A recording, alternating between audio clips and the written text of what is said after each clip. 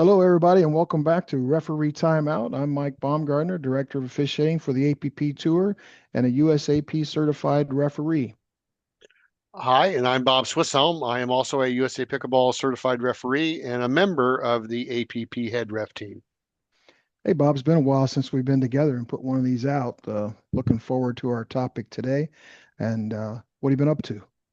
Well, as you have been, we travel gallivanting around the country, in some cases reffing, and in some cases going to spend a weekend with my grandkids, which I just did. Oh, While there you all go. the ladies were in Columbus, Indiana, or Ohio, doing the APP Women's Open, I was close by in Dayton, visiting with my grandkids. How about yourself? I think Uh, Michelle kicked you out, right? yeah. So over the weekend, she was down there doing the Women's Open in Columbus, and I actually went down to Ohio to see some friends at a high school football game. It was great to see them. On Saturday, I had to go to the west coast of Michigan for a wedding. So it was a good weekend, a lot of Cool. traveling, but happy to be back here in the Bat Cave, ready to go. So Michelle let you out of the Bat Cave? Yeah, yeah. So the reference to Batcave is his basement, which is where his wife has decided that that's where he needs to set up shop for any of the IT work that he does. Yep. It's my office. So Yes, there you you're go. yes. All right. So what are we going to talk about today, Mike? All right, so we're going to get into talking about first server versus starting server and player positions. What's correct? What's incorrect? How do we deal with those? Right? They're different. You mean a Just a little starting bit. server is not the same as a first server? Yeah. Why don't you explain the differences to us, Bob? Sure. Okay. So this is a common thing that when we're doing the pre-match briefing, depending upon how sarcastic I'm feeling at the time, if somebody uses the term incorrectly, then we have to delay the pre-match briefing a little bit so I can do this instruction. So there's two different terms. There's a starting server and a first server, and those mean two different things. Each team has one and only one starting server for each game. Now, and that does not change throughout the game. The first server is the person that will change throughout the game. So, and the referee has two different tools that they use to keep track of those two different concepts. The first is what we call, let's see if I can get shown up, There you go. is a Yep. starting server band. So during your pre-match briefing, or sometimes you will have it beforehand, the referee is going to ask each team who their starting server is, and they're going to ask you to wear this starting server band somewhere on your body so that it's visible to both the referee and to your opponents. That starting server is also known as the even player, which means that they need to be on the right hand side when they're serving or receiving when their score is even. And then conversely, if their score is odd, then they should be on the left hand side. Now, Mike, do they have to stay there throughout that entire rally? Throughout the entire rally, no, they can move around from side to side as they're playing the ball for sure. Correct. And so what you will often see is people do what is called stacking. And if you're not familiar with that concept, but you will sometimes see the players kind of scrunched up on one side, and they're doing that so that one of the players will always play on the right and the other one will always play on the left. But then they still have to receive from or serve from both the right and left. So they introduce this thing that we call stacking. Okay. And Yeah, so so this let's go back to Sure. that band real quick, Hmm. Bob. So in a non-officiated match, especially on the APP tour, we'll have a match coordinator desk, and then you'll get a basket to take that particular score sheet and everything out to the court. And that basket will have two bands inside of it, right? And we're trying to tell you the importance of, and this episode is trying to tell you the importance of wearing that band. Let's just say there's an issue on court, you call out a head referee, and no one has a band on, and then the actual issue is they were in the wrong position at the wrong time, things like that. So again, if you have a non-refereed match, you have a basket, please wear the bands. It's Correct. And we're really going to talk important. about the consequences of being out of position. That's kind of the main focus of this particular section, but it is a requirement that you wear this band. And as I mentioned earlier, it's important for you so you know where you're supposed to be. It's important for the referees so that they know that you are where you're supposed to be. And it's also important for your opponents because technically, or sometimes they're concerned about making sure that you are where you're supposed to be. So we're going to talk through that. But again, the gist of this is that if you are wearing this band, you need to serve or receive from the right hand side when your score is even, and from the left hand side if your score is odd. Okay? Then we introduce this concept of a first and second server. So the referee has a tool, and we call this a first and second server clip. And I don't know if you can tell, but this is a first and second server clip with the icon for the referee timeout on it. So it's got Mike and me on here. Our first server, we're happy. On our second server, we're unhappy. So these are somebody, I don't know who, I gets a don't know. little bit bored and asks AI ChatGPT, first of all, to create these icons and then to make one grumpy. And then some guy, me, who has a little bit of extra time, goes out and makes these or first Are and second server clips. are you So saying we're iconic? I don't think we're iconic to this not point. I yet. mean, We're working on it. We're working on 50 it. 50 views for each one of these doesn't really make us No, iconic. not yet. We're legends in our own mind, right? So, um, so uh, what the referee will use this is to help us determine who is the first server and the second server for any particular side out. So, in that particular case, by rule, when a side out occurs, and that means that one team loses the serve and it comes to the next team, Mike, which player should serve? Depends on the score. Correct, but So if you have an odd score, the non-banded player will serve. If you have an even score, the banded player will be serving from the right and box. from the right, right. So the Hmm. key is that when the ball comes over, it's whoever is correctly positioned on the right hand side of your court, your side of the court, is the person who will serve. And that's the same regardless of whether or not it is side out scoring or the new rally scoring that USA Pickleball has announced. And when we have side out scoring, the referee needs to have a mechanism to keep track of who is the first server and the second server. So when the side out occurs, what they're going to do is they're going to put this clip over that player's name on the clipboard.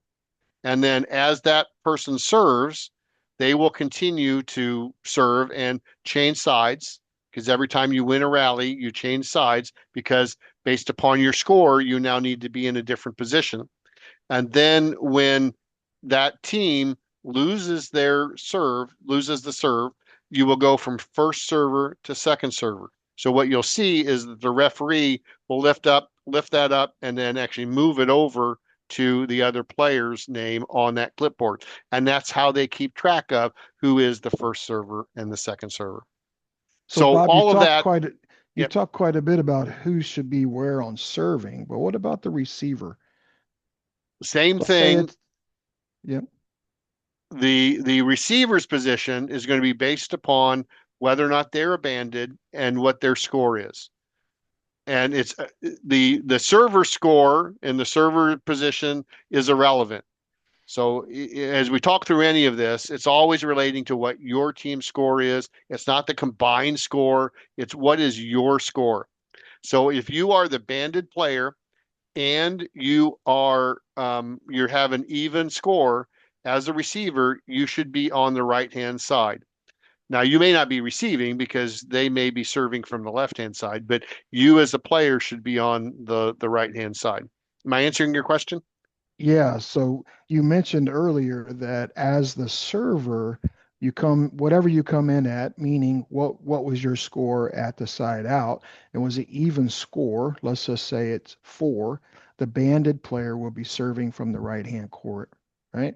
So the receiving team has a score of 5, and therefore the banded player that's serving from the right will be serving to the unbanded player in inside of their right box as well. Correct? Correct, because the receiver's team has an odd score, and therefore the non-banded player should be on the right.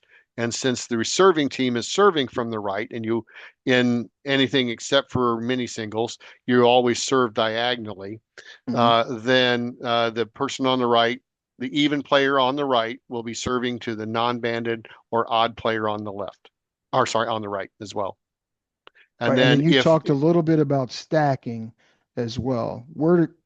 So the player that's not serving or receiving, do they have to stand in a particular place? No, they can be anywhere that they want, right? Either as a server or as the receiver, right? The common thing is that in rec play, often the server's partner will be confused and may be standing at the non-volley zone. There's absolutely nothing illegal about that. And they're also technically they're also ready. So if the referee sees the receiver's partner standing at the non-volley zone, will they go ahead and call the score? Yes. So, yeah, for sure. Right. And now what the receiver should do is realize that they should hit to that receiver's partner, and they're most likely going to volley it, and then therefore they will violate the two bounce rule. Yeah. So, Okay. but in terms of stacking, say both the receiver or the server and the receiver or the server's partner are in the back, right? And they've decided that their banded player, they always want to play on the right hand side, and their non-banded player always plays on the left hand side. But their score is odd, which means that the non-banded player needs to serve from the right. What you will often see is that they will be positioned on the right-hand side, and then their partner, who is the banded player, will be standing beside them, but on the right. Then when they serve, that's the non-banded player or the odd player will then scurry over to the left-hand side of the court. So now you've got total court coverage. Is that the point you were wanting Yep. one of us to Makes make? great sense. Yep. Got it. Okay, cool. So again, the gist of the starting server band is so that everybody knows where you're supposed to be when the rally starts, right? Now, what happens if that is not correct? Suppose players are out of position or you have an incorrect server holding the ball. What is the referee supposed to do about that? Correct them. Yeah, you should correct them before you call the score and before the serve. Put them in Right. the right spot, server or receivers. Make sure everybody's correct before you call the score. And if you've been playing pickleball for a while, was that always the case? Oh no, not No. always the case. I think midway through 23 is when the rule change was put Right. into Around place for August, allow us. the Yeah, USA Pickleball Board of Directors decided to make that particular change. And believe me, in the referee community, there was a lot of gnashing of teeth or religious discussion around that. Now, since then, I think the vast majority of the referee community realizes that this is a positive experience, positive change, right? So, yeah. so if the Mhm. players are out of position, you just correct them and you move on. Now, players can always ask one of three questions. What are the three questions? What's the score? Am I the correct server, receiver? Am I in the correct position? Right. So those are questions that you can always ask up until the serve of the referee. Now, hopefully, they're now irrelevant. And hopefully the referee will say, I already put you in the correct position. You don't need to ask me that question. Right. So hopefully they just politely said, yes, you're good or whatever and move on. But you They could can also still. ask, am I good? Right? Am I Correct. good? Any Encompasses all combination three. of that. And it's still appropriate to ask the question because sometimes, although referees are supposed to, that is one of the key things that we train people on. We've all done it. I know I have personally missed players out of position. So if you as a player perceive that something's wrong about the configuration of the rally, you absolutely should raise that to the referee's attention. And you technically actually not technically, it's better for you to do that before the serve occurs. Okay. So if it happens, If you're out of position before the serve, then away we go. What about after the serve? Well, you can detect it and you can say something. And if you're correct, it's a replay. We fix everything and it's a replay. If you're incorrect after the serve, then it's a fault, right? As a player. Correct. Correct. Now, this is different than incorrect score call.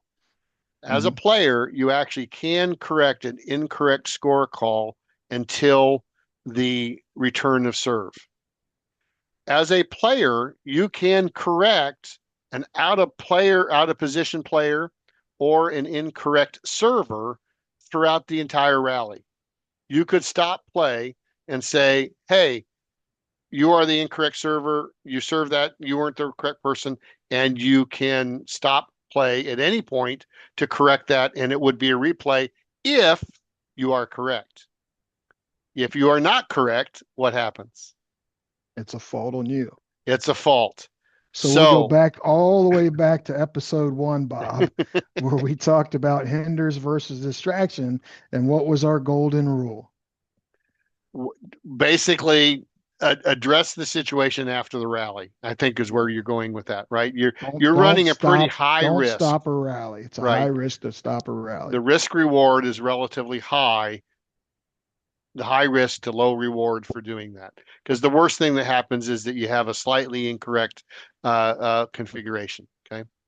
So, but if you are 100% sure, then you may stop play and it will be a replay.